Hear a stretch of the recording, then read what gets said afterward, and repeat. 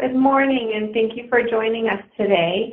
This is Elder Health's Employed Family Caregiver webinar series, and today's topic is respite care when you need a break.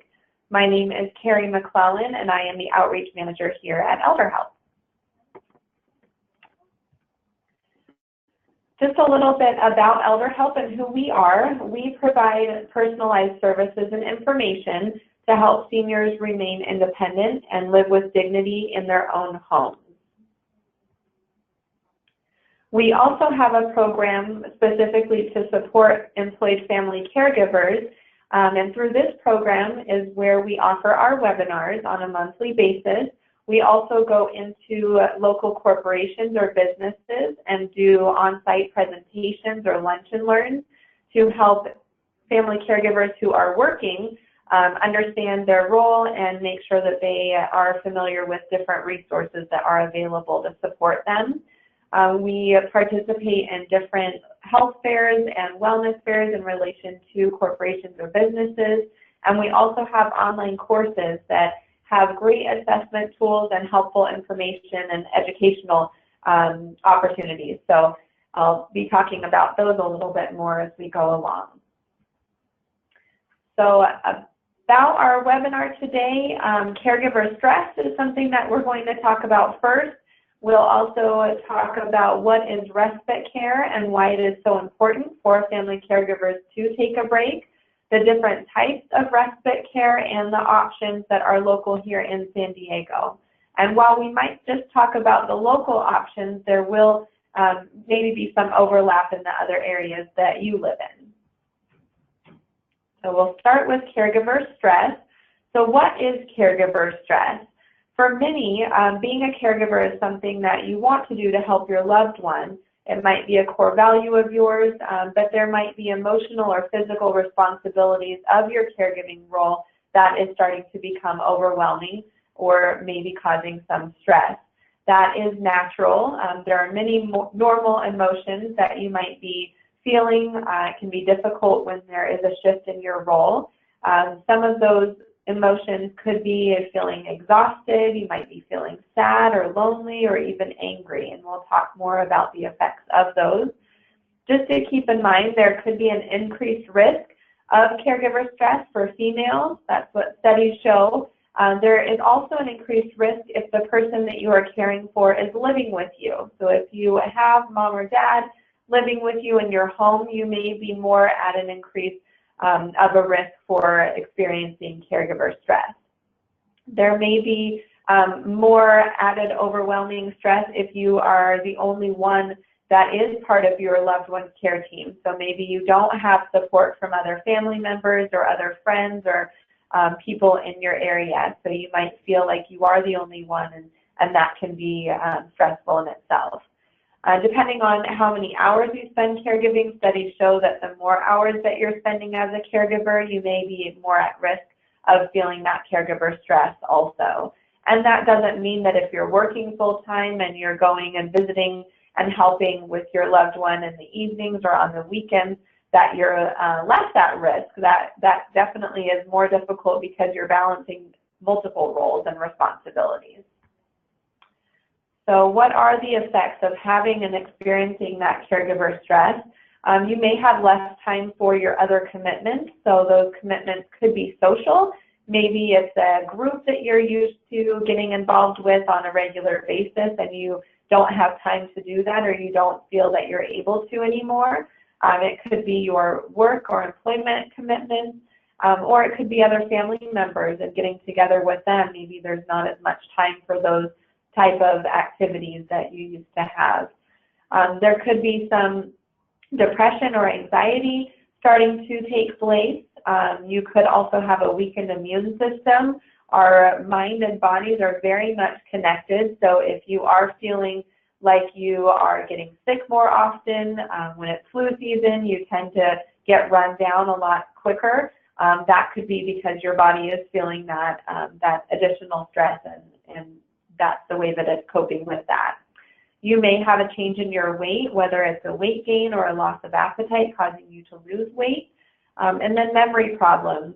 A lot of times if we're overwhelmed, if we have a lot going on, we might start to forget certain things or have difficulty with finding words, and that only continues to increase if we continue to have that stress. So some of the signs or symptoms that you might experience if you are feeling caregiver stress or starting to feel that burnout, having that social withdrawal. So maybe you are starting to not care if you go to lunch with your friends anymore. And that might have been something that you really enjoyed and you would always look forward to, and now you're not looking forward to that. Maybe you're having some type of anxiety around the fact that you know the care needs of your loved one are going to change over time. They might increase, and that worries you, and that you're not sure if you're going to be able to provide that. In talking about exhaustion, it could be that you're just feeling too tired, that you haven't felt well rested. It could be that you are in bed for a certain number of hours during the night, which is good, but that you're restless, that you're tossing and turning, and you're waking up and worrying and not able to go back to sleep. So that could be exhaustion that is physical or also emotional.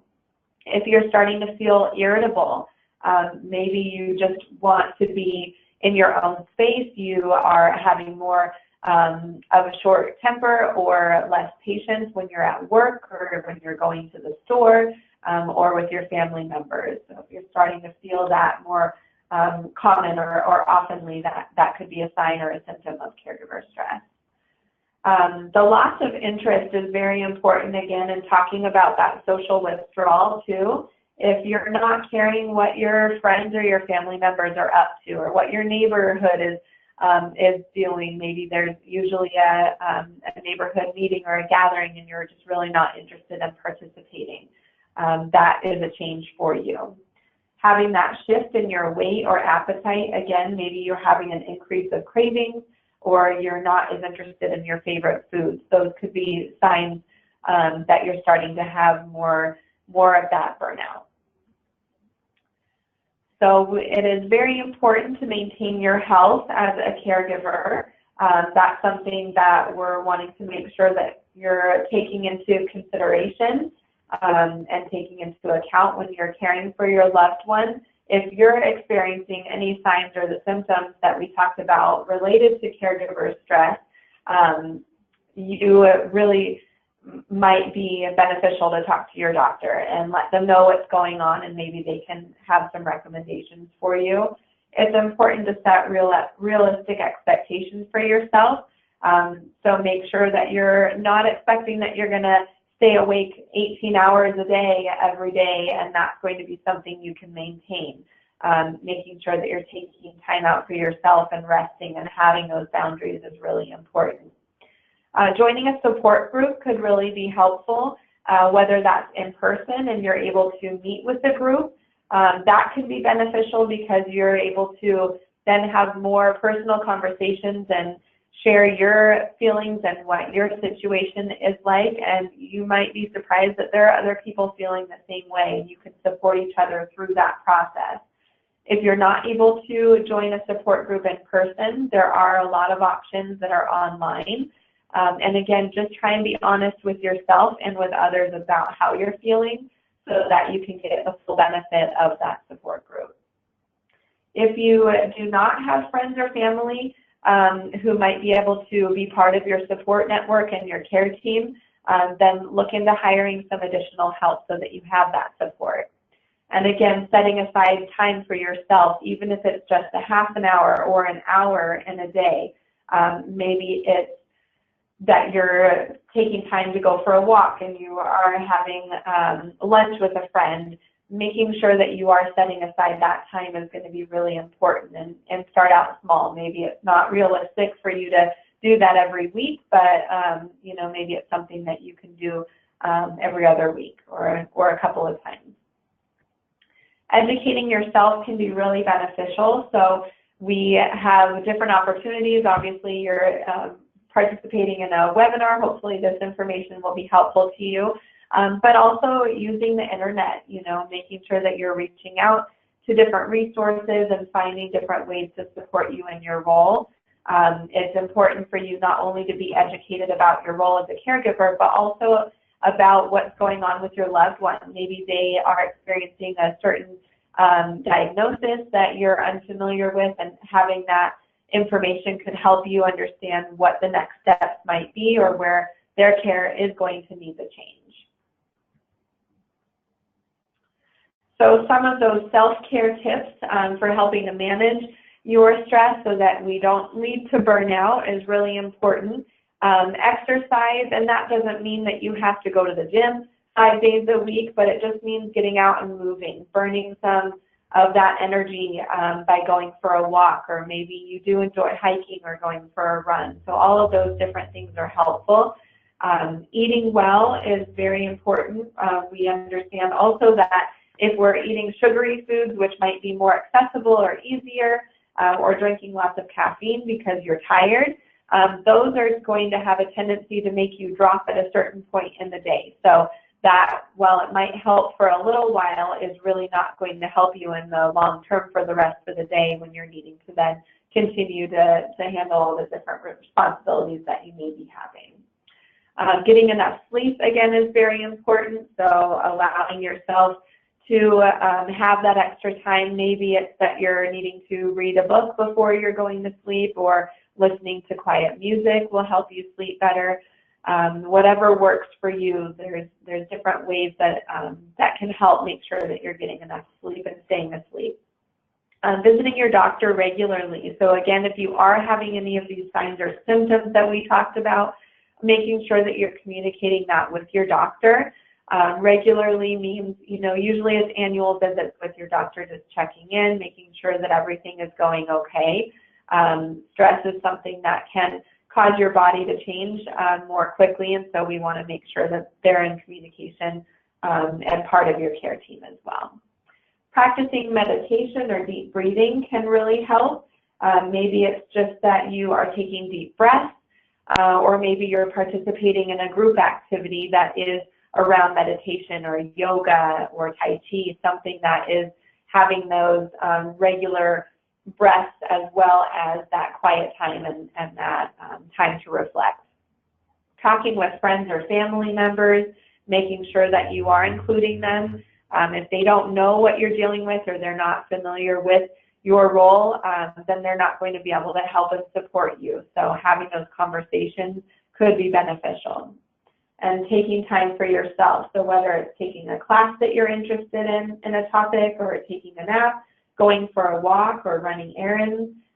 There are also different ways that you can use apps to help create calendars that you can share and manage your time. And looking to your faith, maybe it's important for you to participate in a weekly group through your church, or that you have a certain group that you want to participate in. So making sure that you're taking time to do those things that are that you do value. So this is just another option. There's 50 different ways to take a break. So it's, again, different for everybody. Maybe it's just taking a bath, or maybe it's going to the beach. Could be going and visiting your friends, or it could be that you're going and just walking your dog. A lot of different ways to take a break, just making sure that you are taking time to spend doing something that you need to on your own. So now let's talk about respite care. So what is respite care? So in simplest terms, respite care is giving a break to you, the caregiver. So even if you are caring for somebody just in the evenings or on the weekends, you still need a break from your responsibility. So there might be different options, and we'll talk about those coming up shortly, of ways that you can call in help to provide some assistance, so that maybe you're not having to go and visit your mom or dad every day of the week to help them with their meal preparation, or to help them sort through their mail, or that type of thing. There might be other ways that they can get that assistance, so that when you go and visit, you can enjoy your time. It can be overwhelming to think about taking a break or asking for help, and a lot of times that could be a barrier for actually making it happen. So as a family member who's taking care of a loved one, it can be difficult to think that, you know, prioritizing something else over your loved one might not make sense, but it is really important to make sure that you're getting that extra time and you're taking time out for you. Respite care can be something that is short-term, so maybe it's a few hours a week. So maybe you are a full-time caregiver and you are getting a break once a week or once every couple of days. That could be more of a short-term. If you're also needing more of a long-term, maybe a week-long or a 2-week-long period of time, we'll talk about the different options for that. Respite care is something that could be provided at home, in a facility, or in an adult day center, and we'll talk about the different options. So just a reminder why it is so important to take a break. It's really the impact on you as the caregiver. So taking care of your loved one might be very rewarding. You might feel that this is what you are meant to be doing, but again, it's really critical that you are first taking care of yourself. If you're not able to take care of yourself properly, then you're not going to be at your best to take care of your loved one. Over time, those responsibilities might change, and that can continue to affect your physical or emotional well-being differently. So maybe right now it's affecting you in a certain way, but over time, with those same responsibilities or an increase in your role, that might put you more at risk for exhaustion or total burnout as a caregiver. So that's why it's really important to seek out occasional respite care and have that occasional break. Creating a respite care plan is very important. We suggest involving your loved one in that process, trying to find out what maybe is important to them and what options they would be interested in having. Make the plan together. That might make it a little bit easier for them to be on board with somebody else coming into their home and helping them with certain things. They, of course, might feel more comfortable with you as a family member, but it's important for them to understand that you also need to have that support and that help. We have different assessment tools and care plans that are available through our online courses. So again, that could be a resource for you if you're looking for an option of how to create a needs assessment and how to look at what your loved one needs help with and what resources might be available and how to put that all into one place so that it's organized. Learning about resources, again, very important. So what options are available and staying organized, using a calendar to keep a schedule and finding those that maybe you're sharing with your siblings or you're sharing with other people who are part of your care team, so that everybody knows what the schedule is and where the gaps are so that you can all fill in accordingly. So let's talk about creating a team. So creating that care team is really important. Again, you may be the only family member that lives close to your loved one. So you might feel that it all comes to you to handle a lot of different things, but there's a lot that people can do from a distance, so it's important to recognize where they can help with that.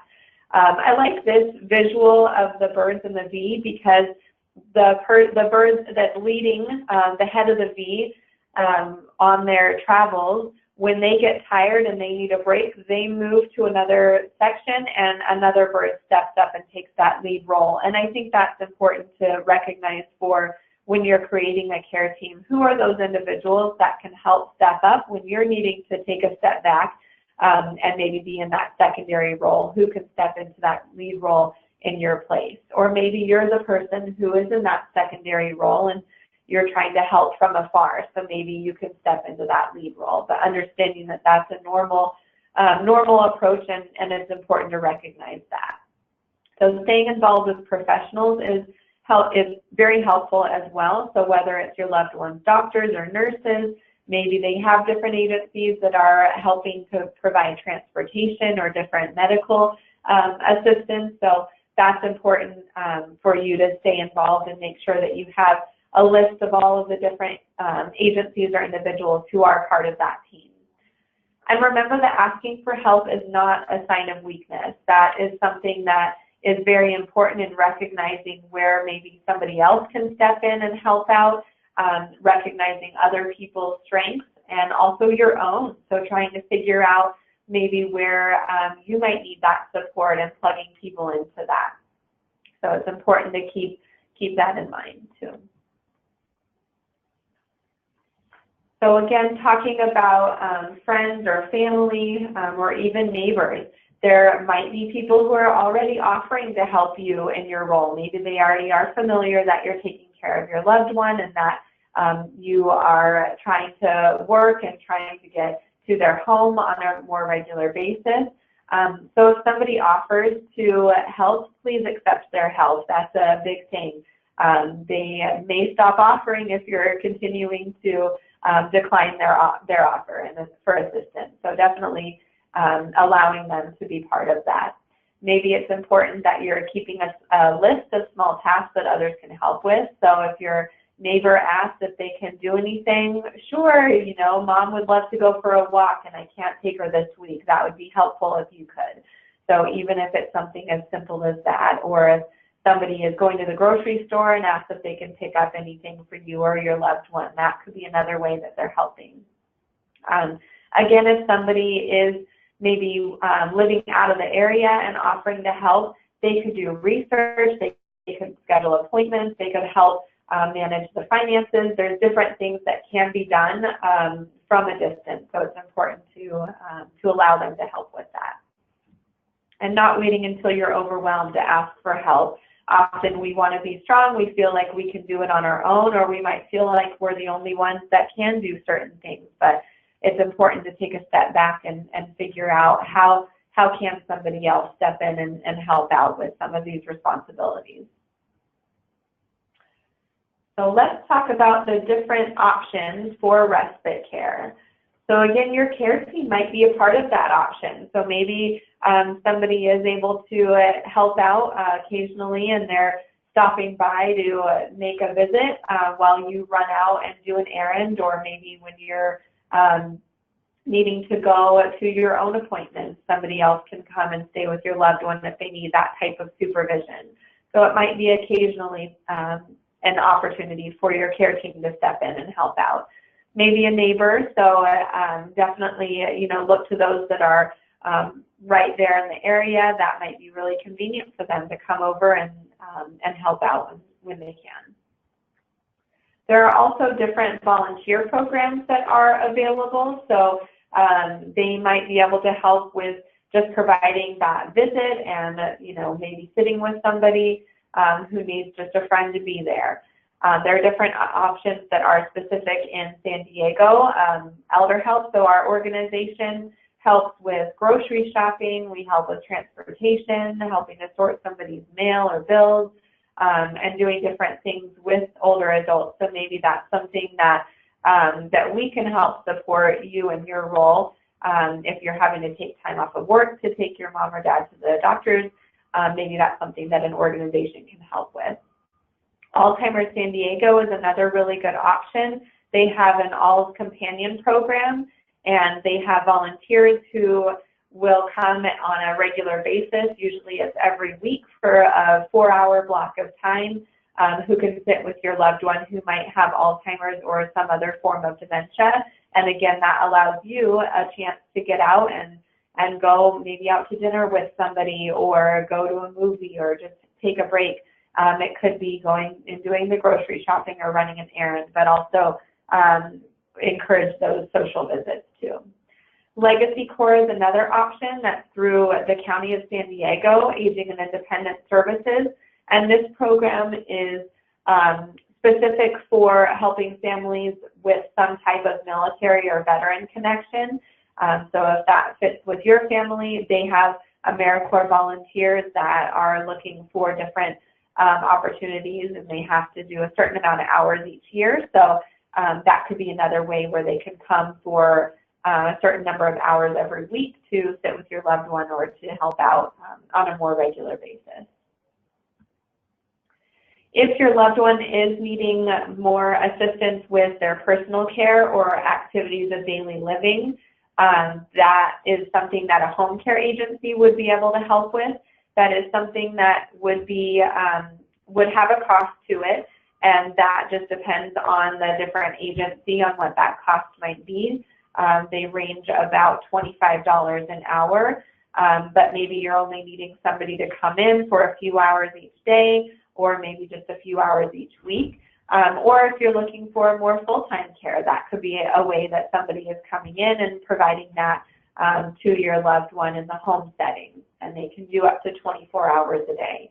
It might be that they're helping with housekeeping, meal preparation, transportation. It could be medication reminders, or of course the bathing and dressing. And the companionship is very important. We want to make sure that your loved one has that socialization just as much as it's important for you to have that too. These are usually opportunities that are paid for by the hour, and it's something that if you do have long-term care insurance for your loved one, that's something to check on and find out if that benefit can help cover the cost of your home care needs. Could also be if your loved one is a veteran or a spouse of a veteran, they might have a benefit through the VA that could help offset the cost of the home care. So it's something to look into. Adult day centers. So these are locations where they offer usually 5 days a week of care at their center. So if your loved one is able to get out of the house, and if that's something that they would be interested in and that's convenient for you, this is a really good option. They often do provide transportation as well, so maybe they're picking your loved one up from the home in the morning and they're dropping them back off in the afternoon. So it might coincide with your work schedule. Maybe it's convenient for you to drop them off and then pick them back up at the end of your day. It could be 5 days a week, or it could be that you're only wanting to utilize that service a couple of days a week. It just depends on what you're looking for.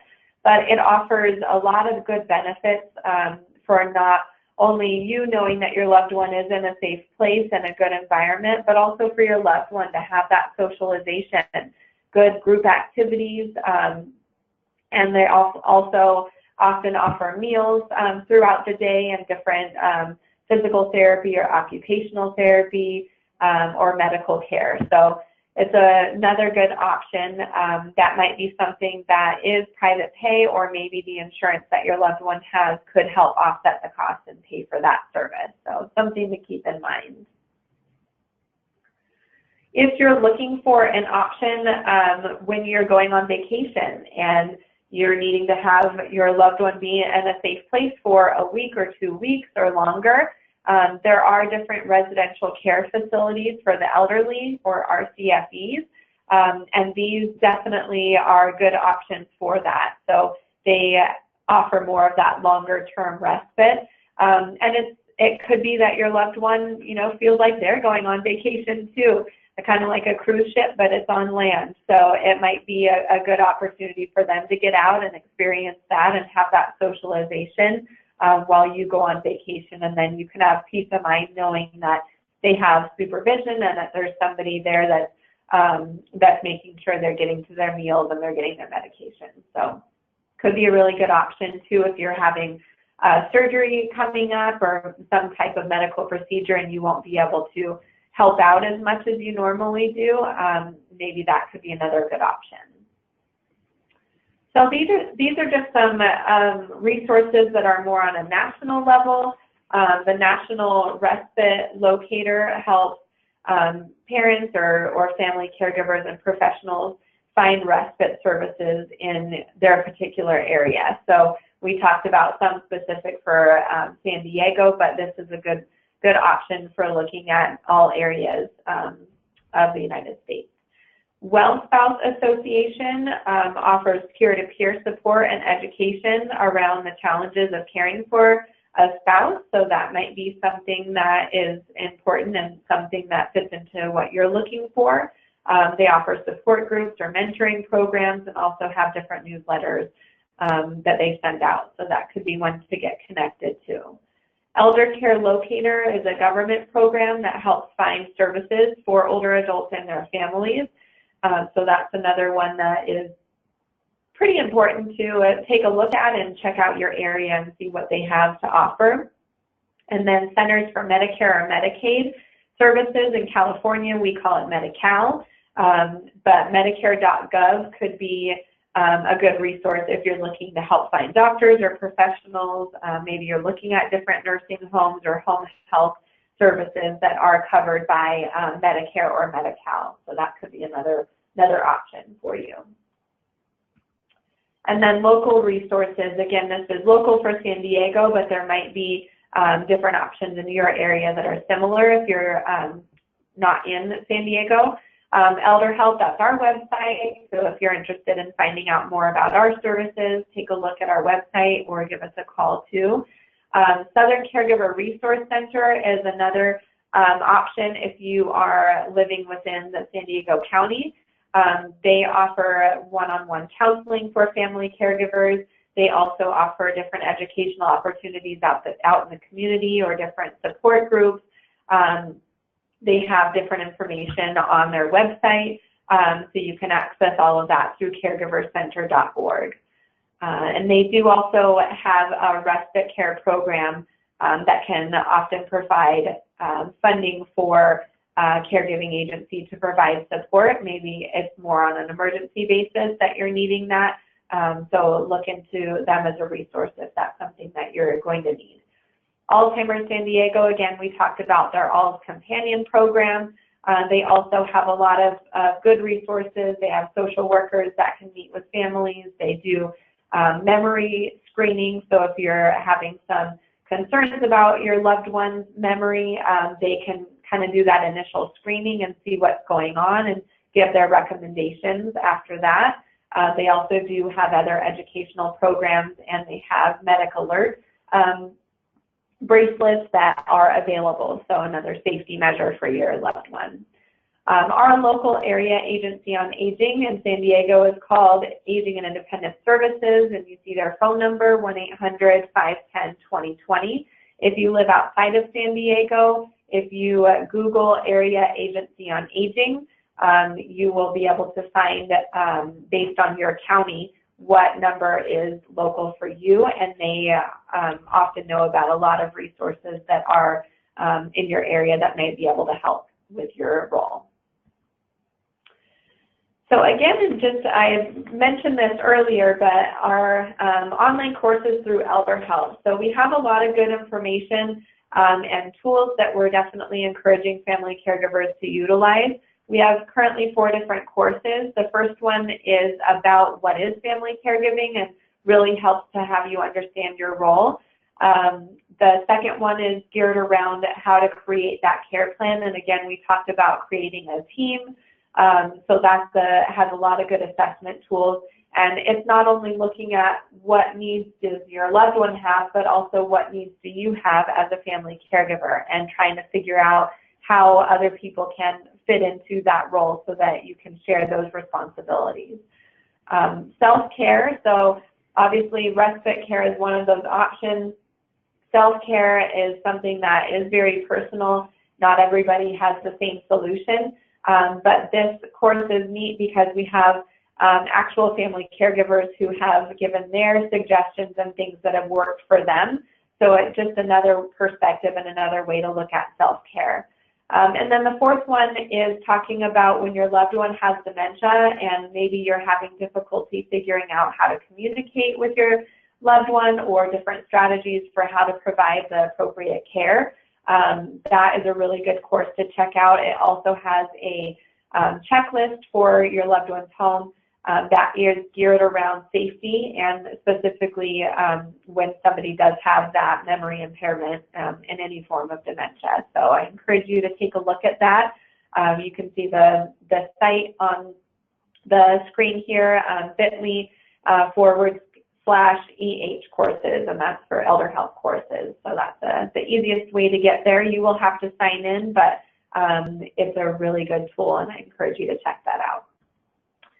So upcoming events. So Sharp Healthcare has a lot of good classes that take place on a regular basis. This is just a few that are coming up that we thought we'd share. The first is Understanding Hospice and Palliative Care. That's Monday, July 23rd in Point Loma. And a lot of times people feel that hospice care is something that is for with the last week or two of somebody's life, and it really can go much beyond that and can be a really good benefit for people to experience for a longer period of time. So it's usually when somebody is deemed to have 6 months or less to live, and of course that is not a guarantee, but it's something that I think a lot of people aren't utilizing as much as they could, and it's a free service if you have Medicare.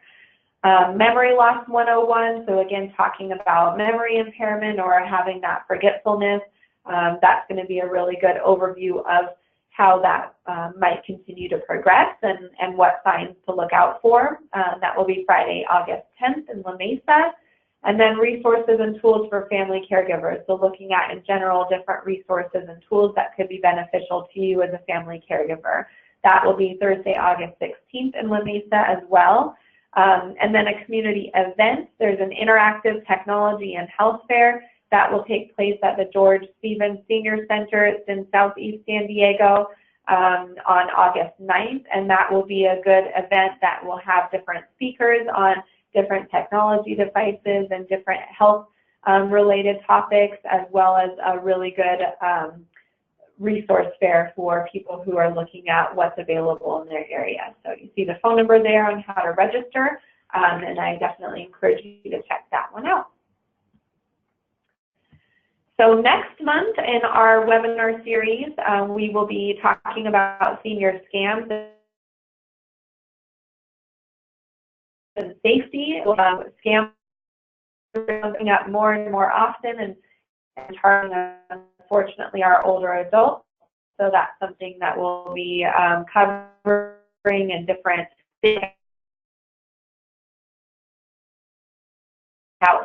questions. Definitely let us know. It doesn't look like we have anything coming in right now, but here's our information. So if you do come up with a question, feel free to reach out to us. If you want to know more about Elder Help, our general email address is there, info@elderhelpofsandiego.org. Feel free to give us a call or check out our website. If you are interested in more about our Employed Family Caregiver Support Program, please contact Dana Gerard, and her email address is there. And she would be able to talk to you about what different topics are available for lunch and learns or on-site presentations at your local business or corporation or where you work. Or if you're interested in signing up for future webinars, or if you have questions about our courses, definitely connect with Dana. So thank you so much for joining us today, and I hope this was helpful, and I hope to see you at our next webinar in August. Thanks so much.